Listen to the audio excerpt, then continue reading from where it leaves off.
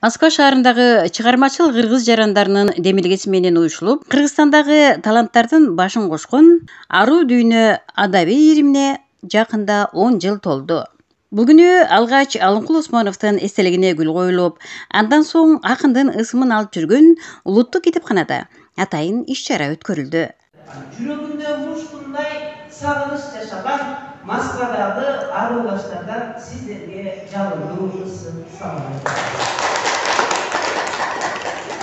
Эми Аруу дүйнө адабий клубунун 10 жылдык маекеси болуп жаткандан кийин мен 10 жыл ичиндеги негизги окуяларды айтып кетүүнү туура көрүп турам.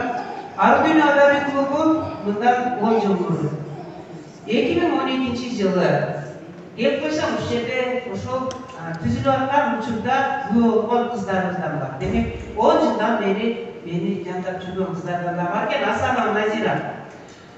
Ушул кыз бар эле, ошол биз Аруу дүйнө клубун ачып атканда.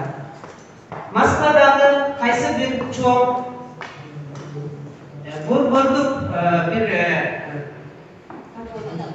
соода борборунда чакырып калышты, Назира чакырганда эже бак келип калыңыз, биз бир жакшы идея таптык. Келсек, Назиралардын Аруу дүйнө деген ырлар жыйнагы чыкты кыздардын. Анан булар клуб түзсө кандай кылсак, анан ал кезде мен Москва Гайдыктар деген клубду жетектечүмүн, бирок үй бүлөлүк шартка байланыштуу жетектей албай турган учурум болчу. Эми баягы үйдүн эле тирилиги бар да. Ошентип турган учурда Назиралар чакырды, келди. Колуна калем кармагандардын сагынычын билдирүү максатында биз ушул клубду ачып калган элек, Назира андан бери келди, балдар ал кезде 3 болчу, бүгүн болсо батыр эне болуп 5 баланын энеси болуп турат. Назира отуруптур. Дагы бул жерде мен Москвадан келгендерди ордунан тургузуп, сиздерге өзүнүн жок дегенде жүзүн көрсөтүп салам айтып коюшун каалайт элем. Кенжегүл Манашева, Тургунай Тайлакова, Санабар Гөлөева, Бек Назарматов, Питерден Гүлмира Алимбубаева. Ошентип аталган иш-чарага мамлекеттик тил комитетинен, Кыргызстан жазуучулар союзунан, массалык маалымат каражаттарынын өкүлдөрүнөн дагы чакырылган. Тегерги стулда айтылган ой-пикирлер менен кошо калемгерлердин ырларына дагы орун берилип, мындан аркы иш багыттары тууралуу кеңири талкуу болду. Ден соолук каалайм, ошондой эле бийик чыгармачылык серени каалайм, жана ушу Аруу дүйнөнү уюштурган жетекчилерге жогоруда айтып кетти, Айжан Момасалыкова айымга ишинде ийгиликтерди, өзүндө ден соолуктарды, үй бүлөсүндө бир бакубатчылыкты каалап кетерин уруксат этиңиздер. Ар бир нерсенин башталышы оор болот, бирок ушунчалык уюмдун башын бириктирип, мынча жылга чейин иштетип келгендин өзү бул чоң эрдик. Биздин Кыргызстанда, Кыргыз Республикасында адайы чыгармачылык иримдер көп. Баарына катышып жүрөбүз. Мына ошолор адамдын чыгармачылыктары бетин ойлоп отуруп, жакындан жардам берип атат. Бул жөнүндө айтылганы менен адайы ирим деген чоң нерсе. Эң биринчи жолу Кыргыз Республикасында мындан бир 70-80 жыл мурун жаңыдан ушул бир социалдык маданий багытка кадам таштаган өлкөдө Кызыл Чукун деген адайы ирим пайда болгон. Ошол Кызыл Чукун деген адайы иримди ошол кездеги жаш атагы даңкуу элек талант Алы Токонбаев атабыз башкарган. Ошол Кызыл Чукун уюму биздин кыргыз элинин маданиятына даяр өнүктүрүүгө болгон залка тутаттарды берди. Алы Токонбаевди баш кылып, Түгөлбай Сыдыкбековду, Жакит Таштемировду, ошол кездегилерден, ошондой эле көп агаларыбыз бүгүнкү күндөгү мына маданияттын тарыхында, кыргыз маданиятынын тарыхында алтын тамга менен аталган сындарды ошол Кызыл Чукун адайы ирими катырып кеткен бизге. Эми бүгүнкү күндө болсо ошол уюм айланып отуруп Кыргыз улуттук жазуучулар союзу болуп калганда, мен ошол жана биздин алып баруучубуз тааныштырып өтпөйсүңөр, билген бар, билбегенибиз бар. Мен ушул Кыргыз улуттук жазуучулар союзунун бүгүнкү күндөгү төрагасынын орун басары болуп кызмат өтөйм. Фамилиям Кадыракулов, атым Келимбек. Жашоо сенин толгун суудай көмүлмөк. Эгер кыздар болбосо, эй адам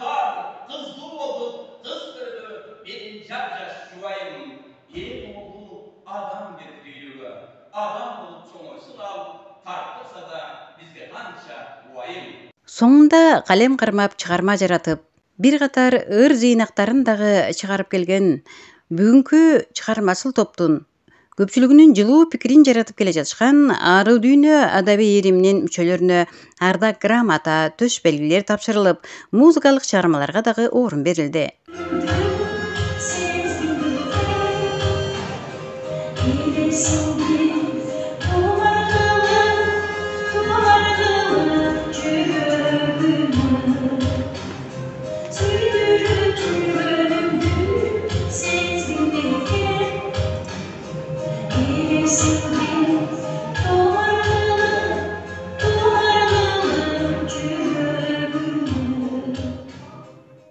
Биз сөз кылып жаткан Аруу дүйнө адабий иримдин чыгармачыл тобу андан аркы сапарында Ысык көлдү көздөй бет алышты.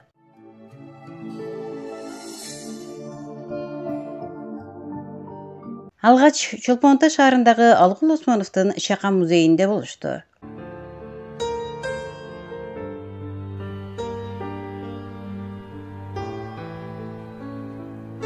Ысык көл кээде тынчта, кээде толкун, толкуса толкунуңа тең ортокмун.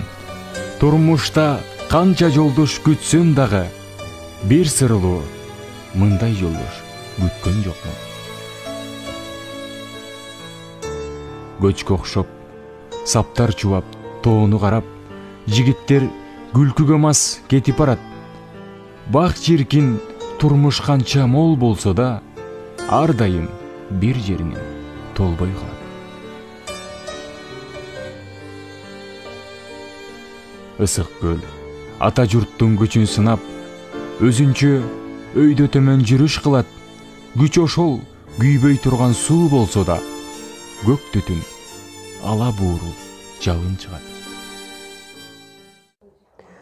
Ойлоруңду тизип ырдын сабына, о канча рет көл жээгинде таң аткан, элесиңди ысык көлдөн көрдүм да, толкундарды жиреп басып бараткан.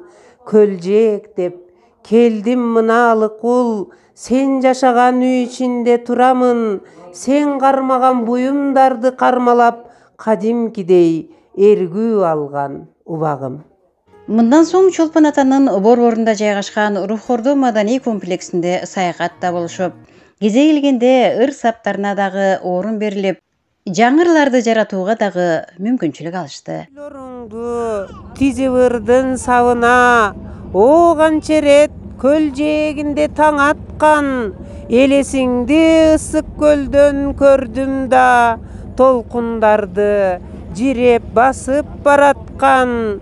Көл жээк деп келдим мына Алыкул, сен жашаган үй ичинде турамын, сен кармаган буюмдарды кармалап, кадимкидей эргүү алган убагым. Урматтуу мекендештер, мына биз Аруу дүйнө адабий клубунун 10 жылдык мааракесинин 3-чү күнүнө келип, 3-чү күнүбүздү Ысык көл жээгинде, Ысык көлдө Мөлтүр аттуу кемеде эс алуу менен, круиз менен улантып жатабыз. Кымбаттуу Аруу дүйнө клубунун адабий мүчөсүндөгү аруулаштар, бүгүнкү биздин Ысык көлдөгү саякатыбыз куттуу болсун. Алыкул Осмоновго арналган ырым ушул көлдүн үстүнөн окуп коеюн. Толкут көлдө түбөлүк, кылым жылап, жылдар толсо жирелип, Алыкулдун ыр саптары толкут көлдө түбөлүк, Ысык көлдүн тереңинде чөмүлгөн, өрчүп келет кыргыз элдин жүрөгүндө ширелип. Ыр китебин ачып калсам барактап, тирмектелген көл шурушу сарактап, ыр саптары чубап сүйүш окумун, ырын ырдап обон сосом жашыруун. Дагы көп ыр обон болуп жаралмак. Элди сүйгөн ырчы селең бир кезде, сен ырдаган ырлар азыр бүт эсте. 80 жашка чыгып азыр элиңдин сыйын көрүп отурмаксың бул кечте. Издейм сени таппай издеп өзүңдү, туулган жер көрө албай көзүңдү. Кымбатында аккуулар көлдү сагынып, алмашында эсиңдеби эстейт эми сөзүңдү. Дагы көп ыр обон болуп жаралмак. оорубаса бул жашоодо кала алмак. 52 жашка кетпей жашаса кыргыз эли кенчтен өзүн таба алмак. Көлдүн үстүндө теплоходдо кетип атабыз. Ушул алкоголдукка жазган алкылдай жаза албадым деген ырмак берейин. Ысык көлдүн жээгине мен да бардым. Толкунуна толкундап ырлар жаздым. Канчалык эргисе да кыялдарым. Көлүмдү алкылдай жаза албадым. Айланаңды бир сырлуу тоолор курчай, чылдыраган булактарың мөрөк суудай. Ата журтум жанымды бере алармын. Дартыңды көтөрө албайм алкылдай. Махабат жан дүйнөмө бүлүк салып, жетелеп алып барса колдон алып, лирика дайрасынан алкылдым, турмакмын сүзө албай жээкте калып. Лирика дайрасынан алкылдым, турмакмын сүзө албай жээкте калып.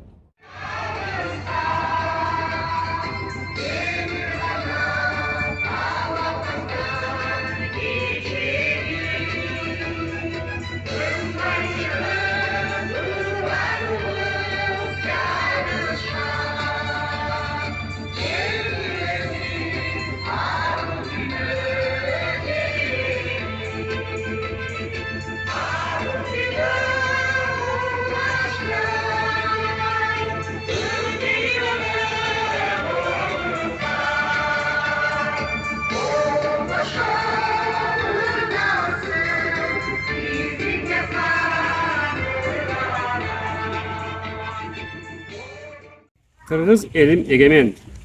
Alakандай kasiyеттүү журтум бар. Ачасы көп санжыралуу калкым бар.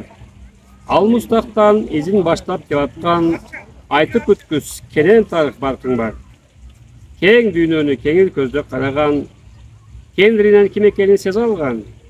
Катылганын кайрып өзгө максатын, хан манастыр үнү далай таркаган. Аруу элим кылымдарга жашаган. Акыл наркын дайым таза сактаган. Ар намысын бийик тутуп дайыма, антка туруп өлүмдөн да качпаган. Бирик кыргыз бүтүндүгүн суранам. Бүтүн кыргыз уруулардан куралган. Байыртадан чогуу тосуп душманын, баш көтөрүп байрак алып чыга алган. Мекенчилдик элибизде күчөсүн. Менсинген жоонун кайрат мүдөөсүн. Мертинбесин атамекен кайраты, мекенибиз Кыргызстан гүлдөсүн. Бар бол элим, кылымдарга теңелгин. Бир бол элим, журтубузга жарашсын. Өнүп өссүн эгемендүү мекенин, суктанышып дүйнө эли карашсын. Ысык көл, кээде тынч да кээде толкун. Толкуса, толкунуңа тең ортокмун. Турмушта канча жолдош күтсөм дагы, бир сырды сендей жолдош күткөн жокмун деп Алкул Осмонов айткандай, бүгүн Аруу дүйнөнүн 10 жылдык юбилейине байланыштуу Ысык көлдө саякатта жүрөбүз. Бул саякатыбыз Аруу дүйнөнүн 10 жылдыгына байланыштуу Кайыңды айылында, тагыраак айтканда Алкул Осмонов туулуп өскөн жери Каптал-Арык айылында башталган. Бүгүн буюрса Ысык көлдө уланып жатат. Жай басып көлдү бойлодум, жакшы ойлорду ойлодум. Керемет көркөм фильми, суктанып эч бир койбодум. Күн нуру көлгө чачырап, толкуну ашып шаркырап, өзгөчө сулуу ысык көл өзүмдү кел деп чакырат. Түншөлүп түргүн келди туулдукто, жолуго күн болот деп оолуктурдуң. Кезигип сыр чечишпей калган кезде, шамалга сынган гүлдөй соолуп турдум. Кезиги калдык капыс жоолуп турдум. Ырсатка оң салып созуп турдуң. Көйкөлгөн көк шиберге кенең жатып, жүрөгү сүйүү болуп толуп турдум. Эсимен чыгыптырсың, жоолуп турдум. Өзгөнү тийбесин деп кооруп турдум. Сездиңби ошондогу махабаттын тунугу тазалыгын туюп турдум. Аттың ай, кайдан жайдан жоолуп турдум, түш экен жакшы жака жооруп турдум. Апалардын аппак сүтүн актайлы.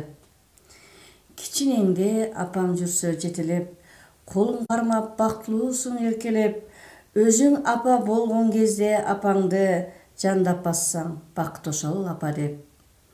Күндөр өтөт учкан куштай сабалап, энелердин чачы күндө багарат, таң эртеден тарап аппак чачтарын эркелесек дагы деле апалап.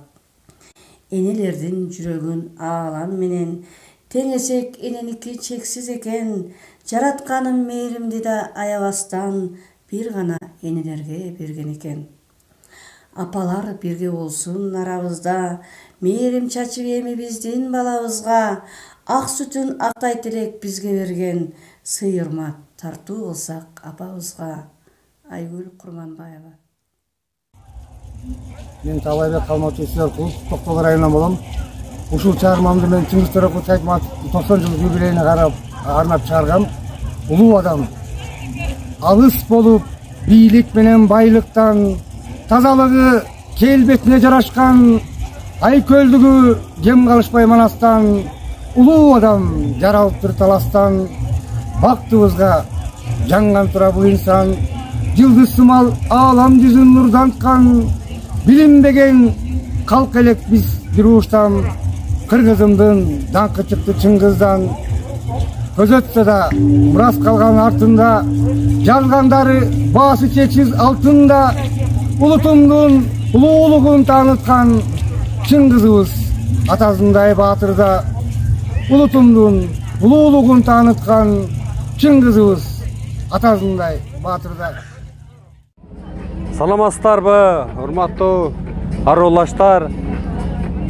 Кечетен бери биздин иш чарабыз ошол Алымкул Осмоновдун эмесинде болуп атат. Бүгүн биз мына Көгөлтүрк Ысык көлдүн үстүндө сүзүп баратабыз. Биздин улуу акыныбыз Алымкул Осмонов көлдү 4 сапкана ыр менен түшүндүргөн экен. Ошол ырды мен деле кайталап койгум келет. Ысык көл, кээде толкун, кээде жымжыр. Толкуса толкунуна ортоктошмун. Турмушта канча жолдош күтсөм дагы, бир сурду сенде жолдош тапкан жокмун деп улуу акыныбыз айткан экен. Саламатта болуңуздар.